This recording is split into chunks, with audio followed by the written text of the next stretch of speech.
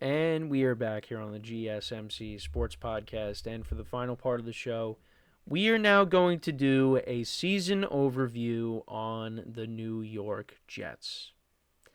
And this team, I had high expectations for going into the 2024 season.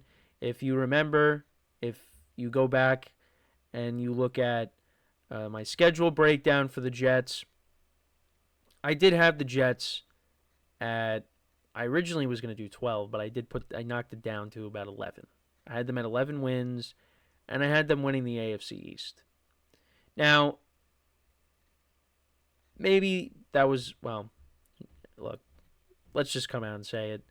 I was flat out wrong with the Jets. But if you also recall, I said, look, I am going towards that storm. I know what I'm getting myself into with this because it could go horribly wrong. And man, did it go horribly wrong. I was feeling good when they were 2-1 after they beat the Patriots on that Thursday night. Rodgers played well. The vibes were good, and I was saying, okay, all right, you know what? This is good. But then the loss to the Broncos happened. And then it just went downhill after that. So Aaron Rodgers made his return. Well, let's go back to week 1 now. So Aaron Rodgers makes his return to the field after tearing his Achilles the previous season. It's a highly anticipated return. And of course, it's against the San Francisco 49ers, who were the NFC champions. And they ended up losing. You could tell early on that the Jets could not stop the run. There was no Christian McCaffrey. And Jordan Mason, he ran the ball well for the Niners, who's now a member of the Vikings. They ran the ball for almost 200 yards against the Jets. Rodgers didn't put up monster stats, had a pick which, was deflected, and then there was a fumble in the game as well, not his fault either, but he did show you in that game that he could still make throws. There was some back shoulders. That drive that put them in the lead briefly, that was probably the Jets' best drive of the year. The 2 passes to Garrett Wilson. It was a very good drive.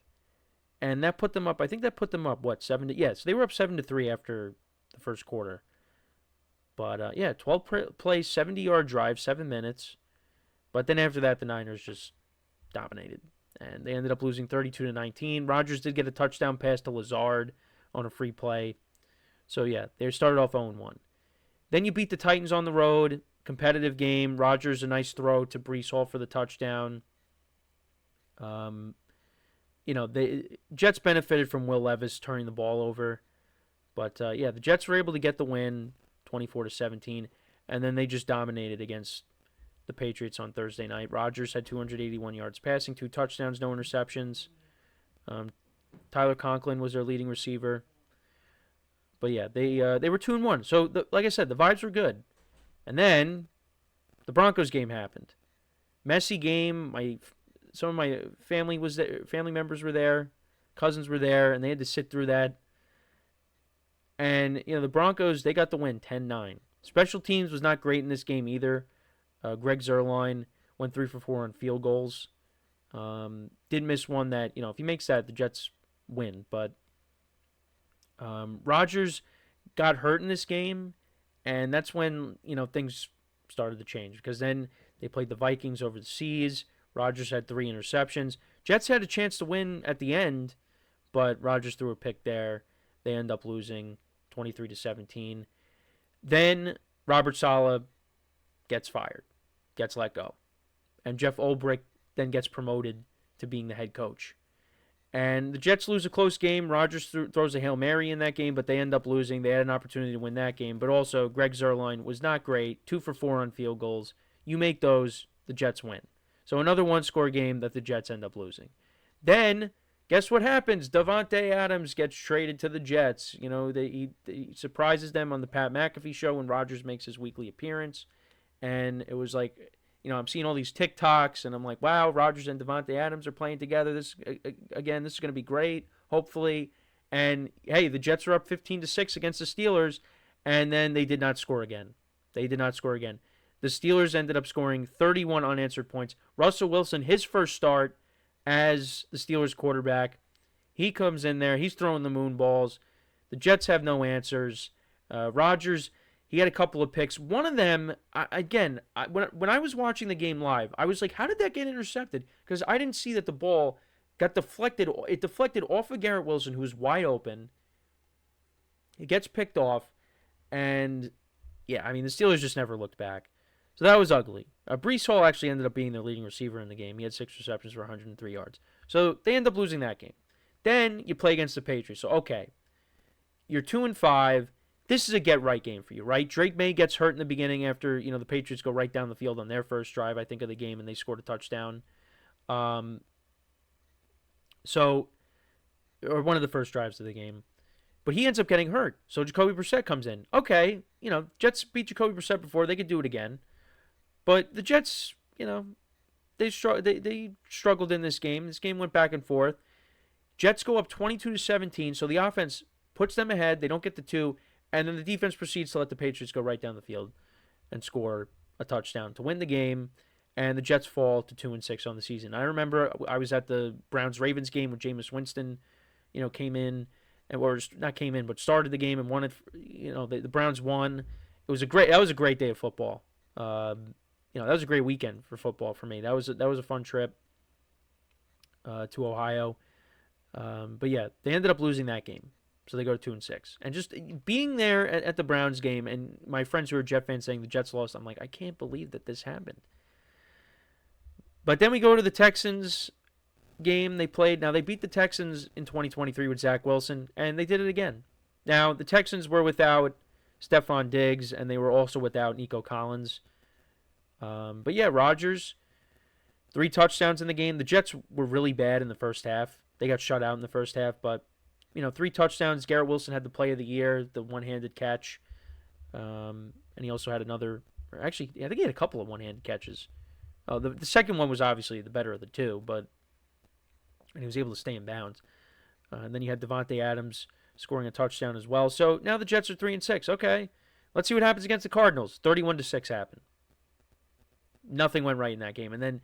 Sauce Gardner, that play where he's tackling Trey McBride and he's not able to wrap him up, and McBride breaks away, and then Sauce Gardner is tweeting things out. Nobody was happy with that play. So yeah, Jets lose that. They go to 3-7. They lose to the Colts 28-27. They had an 8-point lead, and they found a way to lose that. So 3-8. Bye week. They come out of the bye.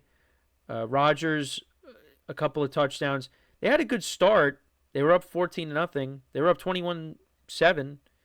But everything changed when Leonard Williams intercepted Rodgers for a pick 6. They end up losing. They go to 3-9. Then they lose in overtime to the Dolphins. That was a game that they should have won as well. They end up losing that. Rodgers actually threw for over 300 yards in the game. So they end up losing that. They finally get on the board with the win. Again, they beat Jacksonville. Devontae Adams, no catches in the first half. Then he finishes with almost 200 yards and 2 touchdowns. Then they lose to the Rams, 19-9, ugly game there. And then they got destroyed by the Bills, which, the game didn't get out of hand until the second half. It was 12-0 going into halftime. And then the Bills scored 28 in the second half. They scored 21 points in the third quarter. And then Rodgers, in what could have been his final game, threw 4 touchdowns.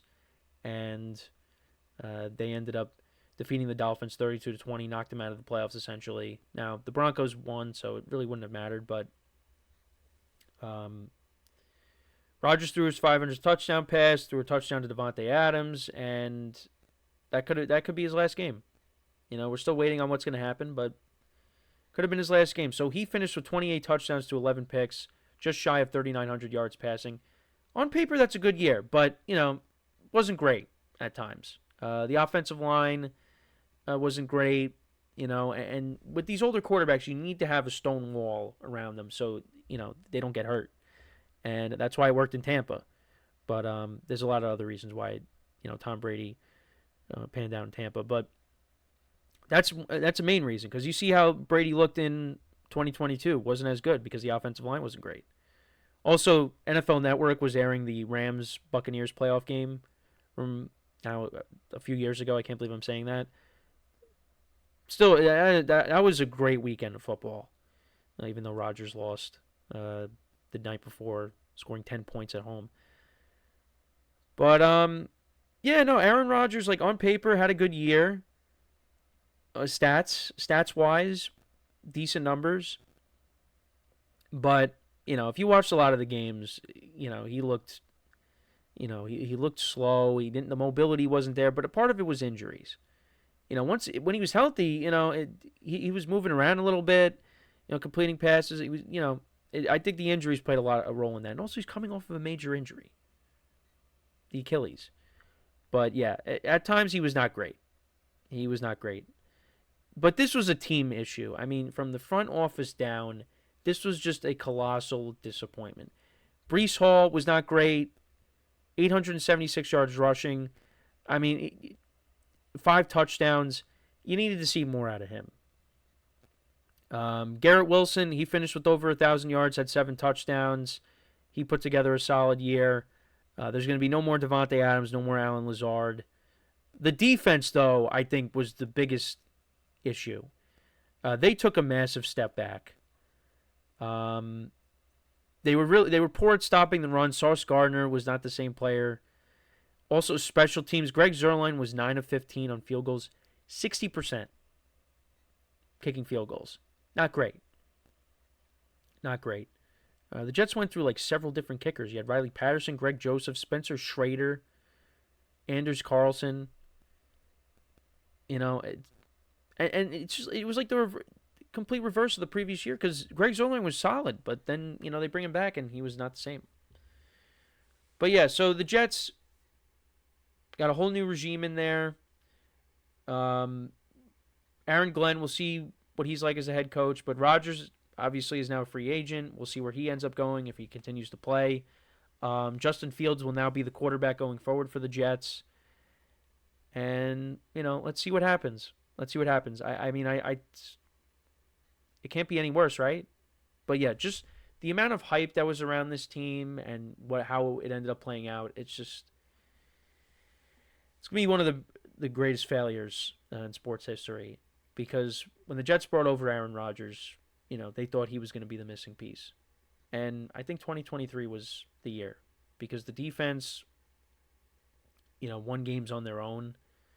The defense did lose some pieces, and that kind of led to, and also I didn't even mention Hassan Reddick, what happened there, but I learned a lot more about the Jets ownership because of all the stuff that was coming out with Woody Johnson. It's just, Woody Johnson wanted Aaron Rodgers benched after they lost to Denver.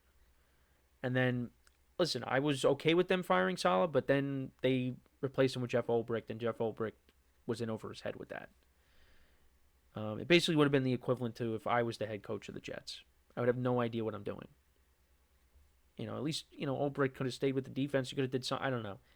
It's just, it was a mess. And look, I hope Rodgers continues to play. We'll see if that ends up happening with the Jets. I mean, I did like the Fields move a lot. Probably should have mentioned it in the first, at the top of the show, but I didn't. So, we'll see what happens in 2025. But, yeah, Jets are going to look different. But, yeah, let me know what you guys think, though, about the Jets' 2024 season. What were your thoughts on that? Completely wrong about them. I'll own it. I knew that was going to – I knew what I was getting myself into. The Bills still own that division, and until someone knocks them off, that's who is going to be penciled in as the division winner from here. So, yeah, that's pretty much it for the show for today. Interesting way to start off with the technical issues. I apologize for that, but, we're all good. It happens. So, appreciate you guys tuning in. Make sure to check out all the other shows as well on the network. Make sure to leave a like and comment on the videos. Subscribe to our YouTube channels. And until next time, I'm Kenneth Grunfelder signing off from the GSMC sports podcast brought to you by the GSMC Sports Network. Have a good day, and I will talk to you guys tomorrow. Take care.